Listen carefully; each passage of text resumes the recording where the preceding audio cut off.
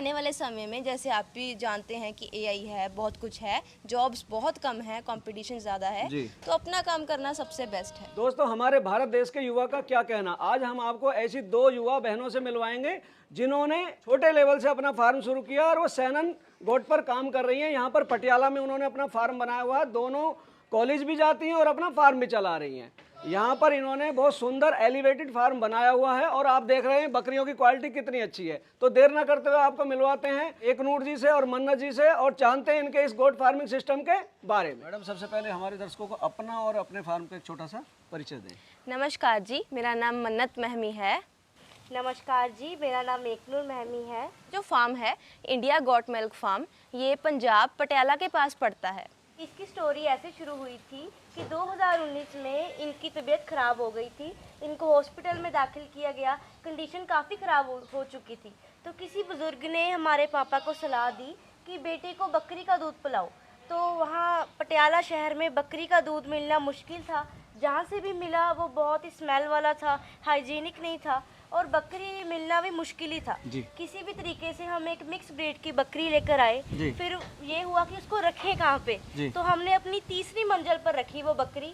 हर रोज़ फिर उसकी देखभाल की। उसका वो प्रेग्नेंट थी, उसने मिल्क देना स्टार्ट किया। उसके जो बच्चे थे उसके साथ हम खेलते थे, एज अ पेट रखा उसको। उसके बाद जब इन्होंने उसका दूध पिया तो 1 महीने के बाद ही इतने अच्छे रिजल्ट्स आ गए थे कि इनकी दोस्तों ने इनको पहचाना भी नहीं कि ये बीमार हो चुकी थी और हॉस्पिटल में दाखिल थी। तो हमें ये बहुत अच्छा लगा जब इन्होंने मिल्क पिया, मैंने भी पिया। और ये था कि वो उसको एज अ पेट भी हमारा ध्यान बहुत अच्छा जा रहा था और उसके जो फायदे थे मिल्क के वो भी मिल रहे थे। तो जब डेंगू सीजन आया तो वैसे भी जब बकरी होती है घर पर तो वो बोलती है तो पता ही चल जाता है लोगों को। तो लोगों ने हमारे पास रीच करना स्टार्ट किया। उन्होंने मिल्क की डिमांड देखी। हमने पहले तो हमने फ्री भी दे दिया कि ले लो आप, कोई बात नहीं। तो उनको जब मिल्क हमने सेल किया, फर्स्ट टाइम हमने 100 रुपीज़ का सेल किया था मिल्क। तो उसके हमने पहले तो खुद बेनिफिट्स देखे थे। तो लोगों ने भी कहा कि हमको बहुत अच्छा लग रहा है, आपकी कोई स्मेल नहीं है, हाइजीनिक है। तो तब हमारे दिमाग में आया क्यों ना इसको मिल्क पर्पस पर हम एक सेटअप स्टार्ट करें, क्योंकि मीट पर्पस पर तो सब कर ही रहे हैं, इसको मीट की तौर पर सब आगे लेके आ रहे हैं। तो हमने सोचा इसके मिल्क को देखते हुए एक सेटअप बनाया जाए। फिर ये मेरी और मेरी सिस्टर की सोच थी। हमने फिर अपने पापा के साथ ये शेयर किया। वो बहुत खुश हुए कि आपने इतनी छोटी उम्र में कुछ डिसाइड कर लिया, कोई नया सेटअप। तो उन्होंने कहा चलो ठीक है, हमारे पास ये जगह 600 गज है, ये जहाँ पर आप खड़े हैं, जहाँ पर फार्म है।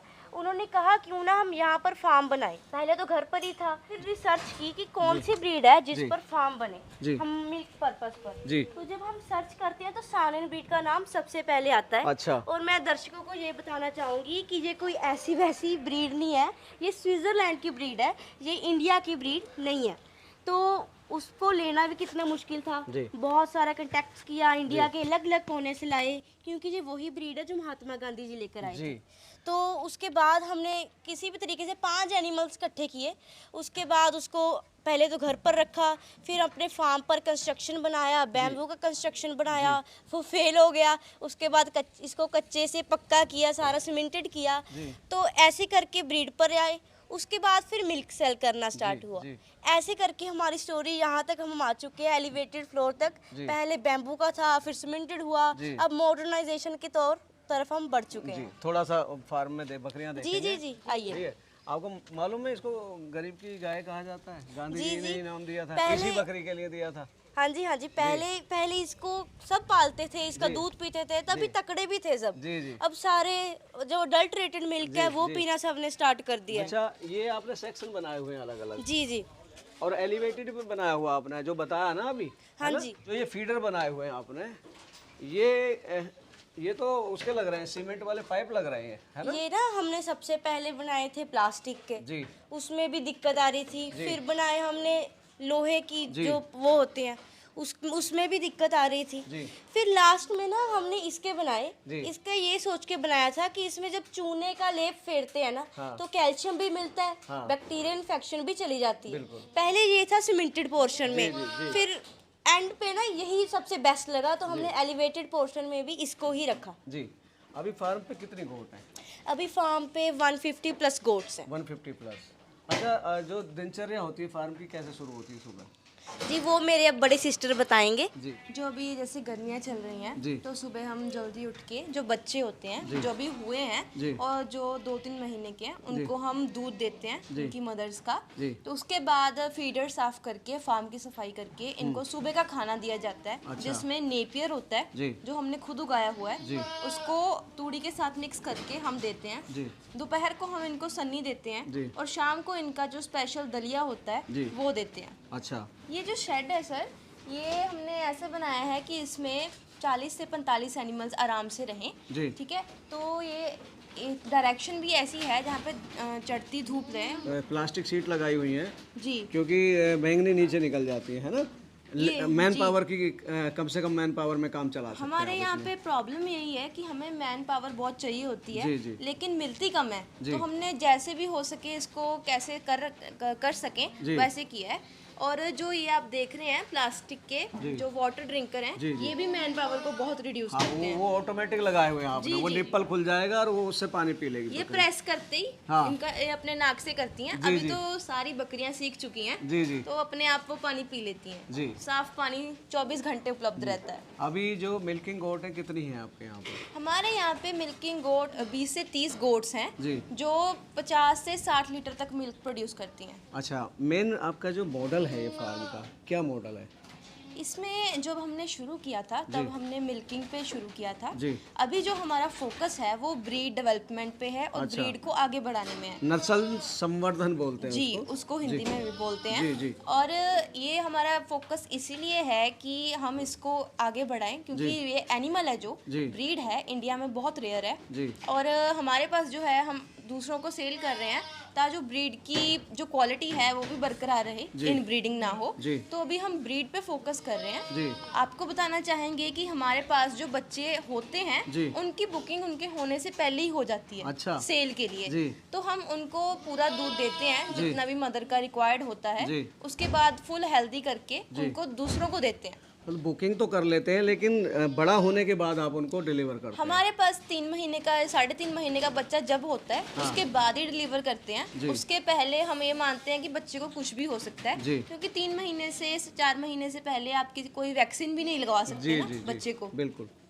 अच्छा, एक बड़ी समस्या आती है बकरी पालन में, इन ब्रीडिंग। जी आपने ब्रीडर कितने रखे हुए हैं? हमारे पास जो अभी फुल मैच्योर ब्रीडर जी। हैं वो अभी 3 हैं। जी और जो फ्यूचर ब्रीडर्स हैं वो हमारे पास 14-15 लाइन के ब्रीडर्स हैं। अच्छा जी हम इन ब्रीडिंग का बहुत ध्यान रखते हैं। जी हम इसको एक साइलेंट किलर मानते हैं जी, ब्रीड का, जी। जिसका आपको जो नतीजा है वो शॉर्ट टर्म में नहीं पता लगता, जी। लॉन्ग टर्म में पता लगता है। जी तो उसमें इम्यूनिटी लो हो जाती है जी। इन ब्रीडिंग में, तो इस बात का हम बहुत ध्यान रखते हैं। जो आप इनसे दूध लेते हैं उस दूध का क्या किया जाता है? सर बेसिकली जैसे दीदी ने बताया, जी। फिलहाल तो हम दूध जो है वो कोशिश कर रहे हैं कि बच्चों को ही पिलाएं, जी। पर अगर फिर भी जो दूध बचता है तो जी। उसका बेसिकली उसको सेल करते हैं। जी जो कस्टमर्स हमसे डिमांड करते हैं हाँ जी। उसका घी बनाया जाता जी। है और पनीर बनाया जाता है। अच्छा पर कोशिश यही है कि इस ब्रीड को इंडिया में ज़्यादा से ज़्यादा फैलाया जी। जाए ताकि लोग ना इसको मिल्क पर्पस पर आगे लेकर आएं। जी। तो हम इसलिए बच्चों को ज़्यादा से ज़्यादा दूध पिलाते हैं, जी। नहीं तो सप्लीमेंट्री मिल्क पिलाना पड़ेगा। हाँ। तो अगर हम सप्लीमेंट्री मिल्क पिलाएंगे उससे तो हमारे फिर जो फार्म है उस पर 50 से 70 लीटर मिल्क रहता है, पर हम वही दूध पिला रहे हैं। जी जी। अच्छा, फ्यूचर की क्या प्लानिंग है आपकी? फ्यूचर की सर ये प्लानिंग है कि पंजाब में तो सेटअप खोला ही हुआ है, जी हम चाहते हैं और स्टेट्स में भी अपने सेटअप खोलें। फिलहाल एक स्टेट है जिसमें हम प्रबंध बना रहे हैं कि उसमें हम अपना सेटअप खोलें, जी। वो भी ब्रीड पर्पस पर खोलें कि और से ज़्यादा ये ब्रीड लोगों को पता चले। जी। और यहाँ पर बात करें तो और हम जगह लेकर इसको और आगे तक लेकर जाना चाहते हैं कि हम कमी ना रहे हमको किसी को सेल करने में। क्या उसके लिए आपने तैयारियां शुरू कर दी? जी लैंड लेनी स्टार्ट किया है, जी। एक है स्टेट उसमें लैंड लेनी स्टार्ट किया, और यहाँ पर हम कोशिश कर रहे हैं कि जिनके पास भी ब्रीड है उनसे भी ले रहे हैं, और हम फिर 500 तक एनिमल्स लेकर जाना चाहते हैं इस सेटअप पे। अच्छा, तो वो देख सकते हैं आप, हमने ऊपर भी न्यू सेटअप बनाया है। एलिवेटेड कर दिया आपने ये? जी वो भी वहाँ पर एलिवेटेड मतलब नहीं फ्लाई फ्लोर। जी डबल स्टोरी कर दिया ना आपने जी, जी, इसको। जी। आप 19 साल के हैं और छोटी उम्र में ही आपने ये सेटअप चाहे अपने लिए एक बकरी लेकर शुरू किया। जी। आज के जो युवा हैं उनके लिए क्या संदेश देना चाहेंगे, क्योंकि आपने कहीं ना कहीं एक छोटे लेवल से शुरू करके आज इस लेवल पर पहुंचे और आगे भी आपका बढ़ाने का प्लान है, तो एक संदेश दीजिए कि किस तरह से हमारे युवा इसको अपनाएं। देखिए, जैसे हम दोनों फार्मिंग कर रहे हैं, बेशक हमने सोच के बिजनेस नहीं शुरू किया, ये कोइंसिडेंटली हो गया जी। तो जो मैंने आज तक सीखा है कि आपने बिजनेस करना है या नहीं करना है, आपको बिजनेस की जो बेसिक नॉलेज है वो होनी चाहिए। ठीक है, कोई भी मोड़ ऐसा आ सकता है जिंदगी में कि आपको बिजनेस करना पड़े, जॉब ना मिले या किसी और वजह से, तो बिजनेस की नॉलेज तो हर कोई ले सकता है, यूट्यूब पे बहुत अवेलेबल है। हम भी अपने चैनल पे बिजनेस फॉर स्टूडेंट्स चलाते हैं, उसमें आप सीख सकते हैं। दूसरा कि अपनी कोई स्किल जरूर डेवलप करें, क्योंकि आने वाले समय में जैसे आप भी जानते हैं कि एआई है, बहुत कुछ है, जॉब्स बहुत कम है, कंपटीशन ज़्यादा है, तो अपना काम करना सबसे बेस्ट है। जी दोस्तों, मन्नत और एक नूर मैम ने अपने फार्म के बारे में इतनी अच्छी जानकारी, सैनन गोट के बारे में जो हमें भी जानकारी दी, उस सारे टिप्स इन्होंने बताए और अपने फार्म का विजिट कराया। मैं आशा करता हूँ आपको ये वीडियो अच्छी लगी होगी। वीडियो को लाइक करें, शेयर करें, मेरे चैनल को सब्सक्राइब करें। मिलेंगे जल्दी एक नई और इन्फॉर्मेटिव वीडियो में, तब तक के लिए जय जवान जय किसान।